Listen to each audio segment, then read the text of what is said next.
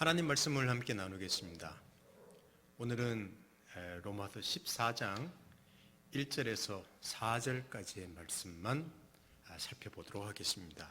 제목은 본질이 아니라 비본질의 문제입니다 라는 제목으로 말씀을 함께 살펴보겠습니다. 제가 읽어드립니다. 믿음이 연약한 자를 너희가 받되 그의 의견을 비판하지 말라. 어떤 사람은 모든 것을 먹을 만한 믿음이 있고 믿음이 연약한 자는 채소만 먹느니라. 먹는 자는 먹지 않는 자를 업신여기지 말고 먹지 않는 자는 먹는 자를 비판하지 말라. 이는 하나님이 그를 받으셨음이라. 남의 하인을 비판하는 너는 누구냐? 그가 서 있는 것이나 넘어지는 것이 자기 주인에게 있음에 그가 세움을 받으리라.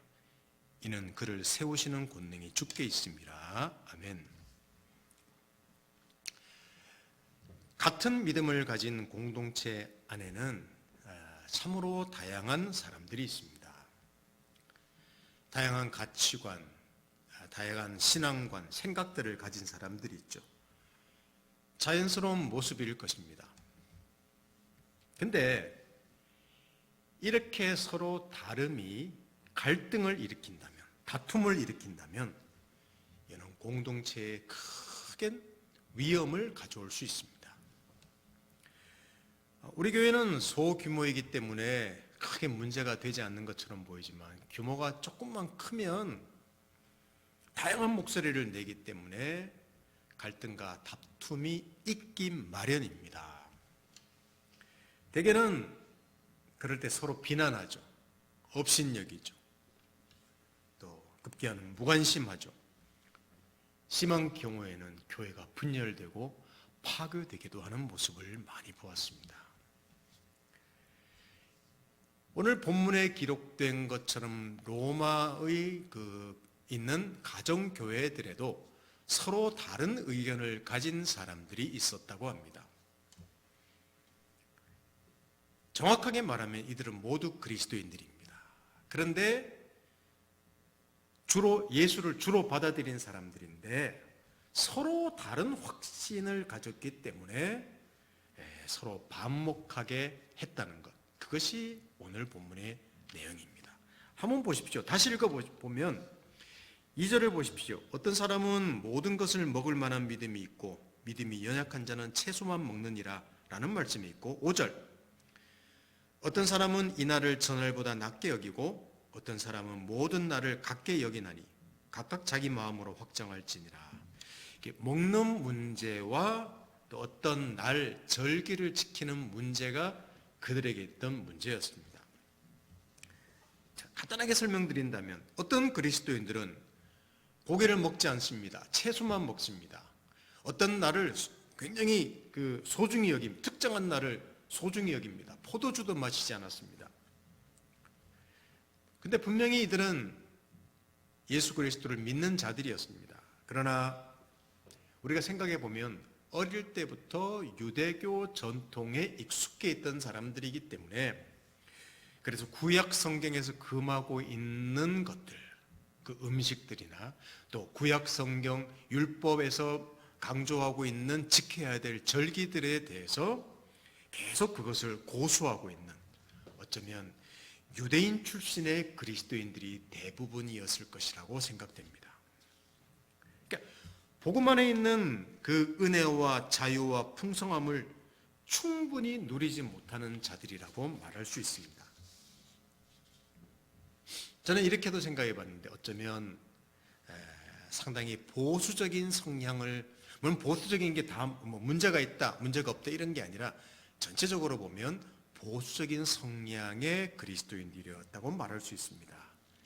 이들을 향해 성경이 말하기보다는 서로가 그렇게 말한 거죠. 믿음이 약한 자들이다라고 표현되어 있습니다. 반면에 로마 교회는 믿음이 강하다고 하는 자들이 있었습니다. 반대로 생각하면 되죠. 모든 것을 잘 먹습니다. 모든 날을 동일하게 여깁니다. 그리고 상당히 자유로운, 어디에 얽매이지 않는, 율법에 얽매이지 않는 상당히 자유로운 태도를 가진 사람들이었습니다. 이들 대부분은 이방인 출신의 그리스도인들이었습니다. 그러니까 유대의 그 뿌리 깊은 전통을 경험하지도 못했죠. 어떻게 이해하겠습니까?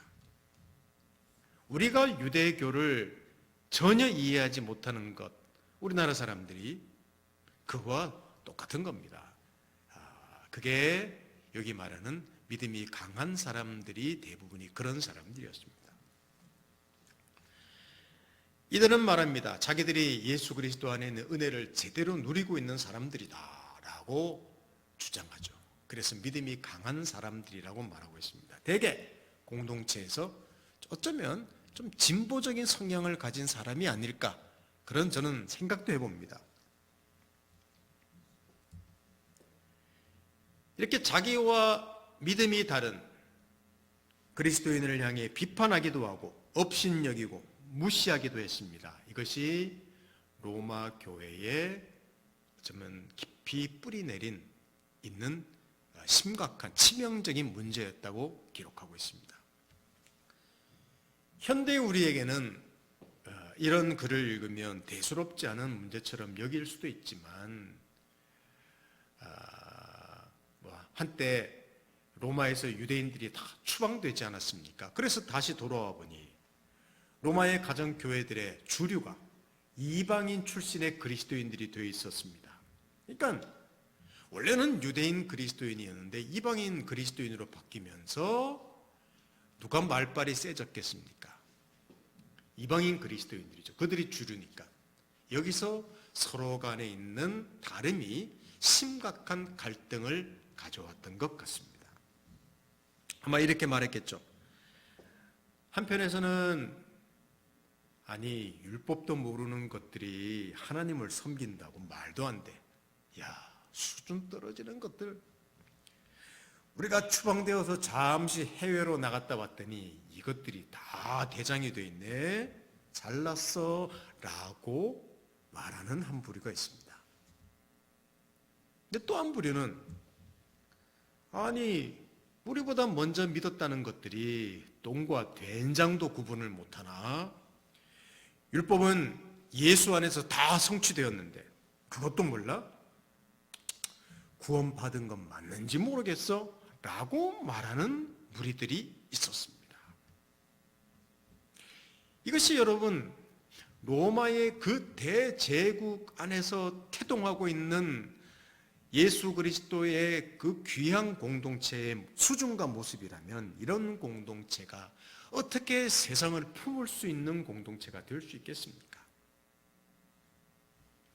이것은 바로 예수 그리스도의 가르침을 거스르는 어떤 모습입니다. 한번 보십시다. 자, 요한복음 13장 34, 35절에 예수께서 자기의 제자들의 발을 씻겨 주시면서 주신 말씀입니다. 어쩌면 그를 따르는 모든 사람에게 주시는 말씀일 수도 있죠. 새 계명을 너희에게 주노니 서로 사랑하라.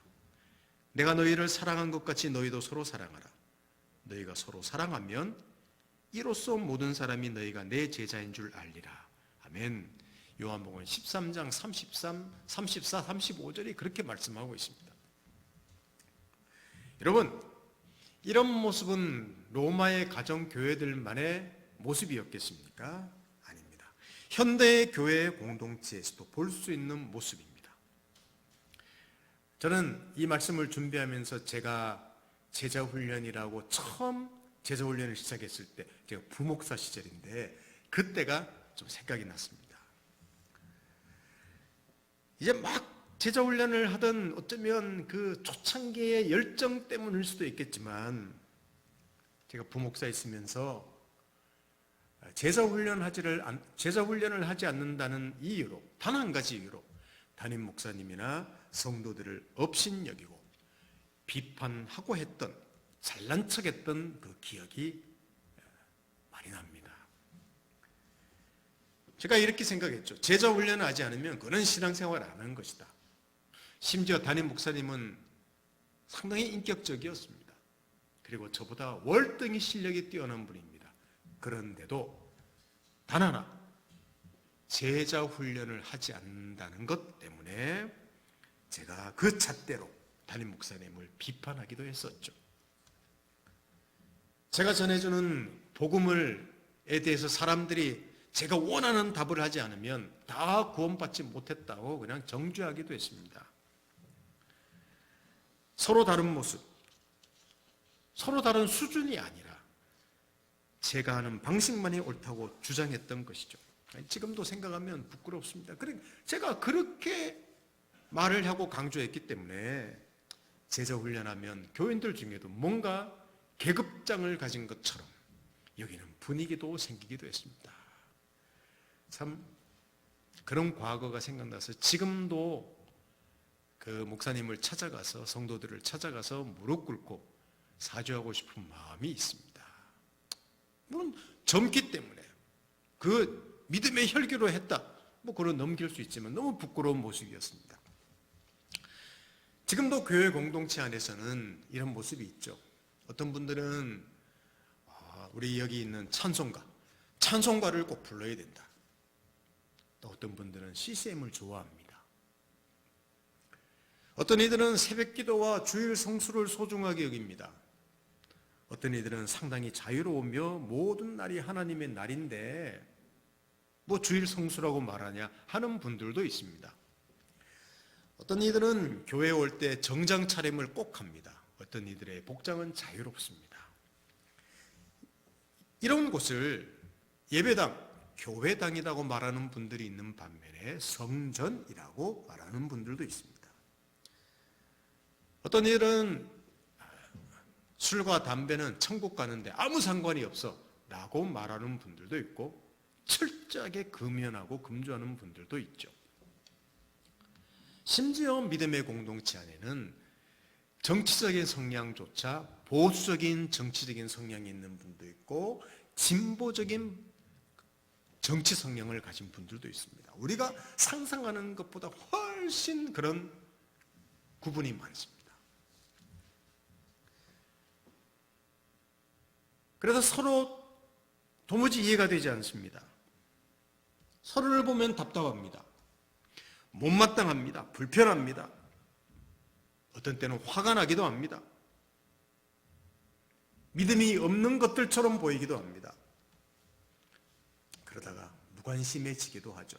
급기야는 분열되는 경우도 있습니다. 여러분은 그렇게 많이 경험해 보시지 않았을 수도 있지만 저는 어릴 때부터 이런 모습을 교회 안에서 너무너무 많이 봤습니다.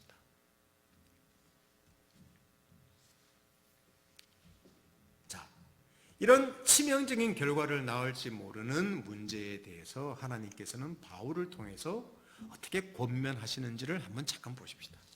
자, 오늘 말씀 길지 않게 말씀 전할 것인데 이들을 향해서 오늘 성경이 뭐라고 기록했는가 하면 믿음이 약한 자, 믿음이 강한 자라고 말하고 있습니다. 그러니까 옳은 자, 틀린 자 이게 아니죠. 강한 자, 약한 자. 또 그들의 문제는 이게 죄냐 죄가 아니냐, 진리냐 비진리냐, 진리가 아니냐의 문제가 아니라고 합니다. 단순히 믿음이 강하냐 좋으냐, 믿음이 약하냐의 문제라고 말하고 있죠. 그러니까 본질이 아니랍니다. 오늘 설교제 그렇게 말씀드렸지 않습니까? 비본질의 문제라는 겁니다. 유대 그리스도인들은 과거의 습관을 버리지 못하기에 그 복음만에서 누리는 그 엄청난 자유를 못 이루고 있습니다. 그래서 약하다는 겁니다. 예수 그리스도 안에 복음 안에서 주시는 그 무한한 자유도 내가 이 자유를 누려도 돼? 불안해서 못 누립니다. 그래서 약하다는 겁니다. 하나님과의 관계를 오직 예수 그리스도 안에 있는 은혜로 해결하지 못하고 노력과 열심으로 해결을 하려고 하니 늘 부담스러워서 믿음이 약하다고 성경은 말하고 있습니다. 이게 오늘 성경이 이 갈등하는 문제에 대해서 말씀하는 바입니다. 야, 그거 본질적인 문제가 아니야. 강하고 약하고 수준 차이의 문제야. 다름의 문제야. 그렇게 이해하라는 겁니다. 또 하나, 바울은 그것을 의견이라고 합니다. 다른 사람의 의견을 업신여기지 말라고 말하고 있죠. 이 의견이란 말은 생각인 것이죠. 수준이라는 말입니다. 진리, 비진리가 아니라는 말입니다. 여러분, 서로를 향해 비판해서도 안 되며 업신여겨서도 안 되며 그래서 서로를 받으라고 합니다. 인정하라고 합니다. 왜? 서로의 성숙의 수준이 다르기 때문입니다. 이것이 오늘 말씀의 가르침이죠. 자, 우리 다시 한번 로마서 14장 1절에서 3절을 다시 한번 읽어보면, 자, 이것을 생각하면서 한번 들어보십시오. 믿음이 연약한 자를 너희가 받되 그의 의견을 비판하지 말라. 어떤 사람은 모든 것을 먹을 만한 믿음이 있고 믿음이 연약한 자는 채소만 먹느니라. 먹는 자는 먹지 않는 자를 업신여기지 말고 먹지 않는 자는 먹는 자를 비판하지 말라. 이는 하나님이 그를 받으셨습니다. 그렇게 나오고 있습니다. 자, 이해하시겠습니까? 그리고 또 하나 살펴보는 것은 하나님이 이들 모두를 받으셨다고 성경은 기록하고 있습니다. 모두를, 이런 강한 자, 약한 자, 이 모두를 사랑하신답니다. 그들을 모두를 향해서 하나님은 여전히 기대하신답니다. 이게 하나님의 말씀입니다. 사랑하는 성도 여러분, 우리는 사고가 매우 굳어 있습니다. 다른 주장을 하는 사람들의 말을 잘 듣지 못합니다. 다른 사람의 확신을 그래서 존중하지를 못합니다. 상대방이 왜 저렇게 말하고 있으며 왜 저렇게 말하고 생각하고 왜 저렇게 행동하는지를 알려고도 하지 않으니 알 수도 없는 거죠. 잘 듣지를 않습니다. 궁금해하지 않습니다. 나와 조금만 다르면 틀렸다고 여기는 것이 우리의 본성인 것 같습니다. 여러분, 한번 이렇게 생각해 보면 어떻습니까? 자, 한쪽 편에서 아까 제가 서로 업신여기고 비판하는 내용을 한번 말씀드렸죠. 자, 아까 이런 내용, 자, 지금 제가 말씀드리는 내용과 한번 비교해 보십시오. 아까는 이렇게 말했습니다. 아니, 율법을 모르는 것들이 하나님을 섬긴다고? 이 수준도 안 되는 것들을. 우리가 잠시 추방돼서 해외로 나갔다 애들이 대장이 됐네. 잘났어. 한쪽이 말했죠. 그랬더니 한쪽이, 아니, 먼저 믿은 것들이 똥과 된장도 구분 못해? 율법 안에서 모든 것이 다 율법은 예수 안에서 성취됐는데 그것도 몰라? 구원받은 건지도 모르겠네. 여러분, 이렇게 하고 업신여기고 비판하고 무시하고 갈등을 했다고 했지 않습니까? 그런데 이렇게 말을 바꾸면 어떻습니까? 당신들의 말을 들어보니 좀 이해가 가는군요. 아니, 조상 대대로 율법을 지키고 그래서 먹는 문제나 절기 문제 등에 그렇게 익숙했던 분들이 예수를 믿는다고 기계적으로 금방 성숙하지는 않죠. 저희가 압니다. 시간이 오래 걸리는 게 맞는 것 같습니다. 예수 안에 있는 그 은혜의 풍성함을 여러분도 정말 깊이 누리시기를 저희들은 바라고 기도할게요. 화이팅입니다. 힘내십시오. 함께 기도하겠습니다. 여러분, 이렇게 말한다면 얼마나 멋있습니까?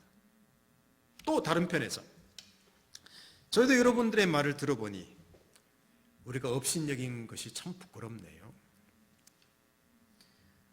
여러분들은 율법을 모르지 않습니까? 접해보지도 않았지 않습니까? 그런데 우상을 섬기다가 예수 그리스도를 믿고 하나님을 알고 그리스도 안으로 들어왔다니 이게 얼마나 위대한 일입니까? 어쩌면 저희들보다 예수 그리스도의 복음 안에 있는 그 진리의 풍성함을 여러분들은 더 많이 누리고 있는 것처럼 보여서 참 부럽네요. 한편으로는. 여러분도 화이팅입니다. 힘내십시오.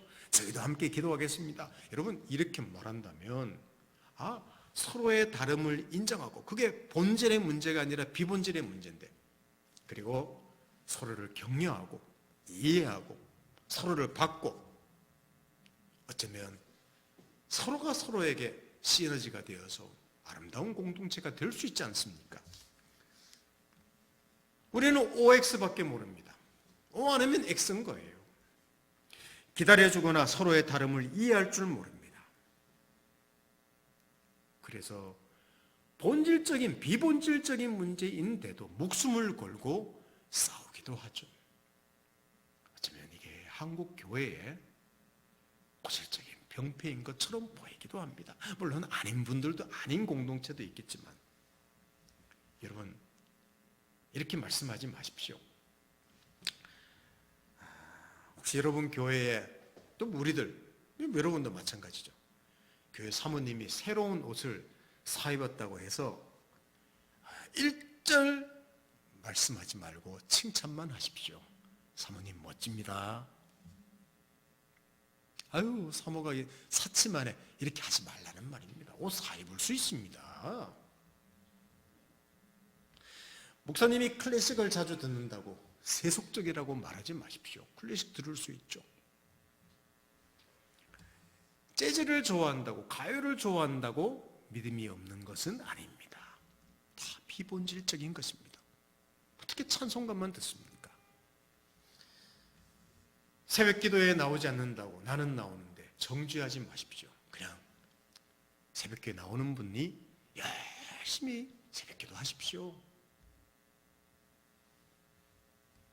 성경을 읽지 않으면 불안해하는 분이 있습니다. 주일에 빠지면 불안해하는 분이 있습니다. 비판하지 마십시오. 한편으로는 참 순수한 분입니다.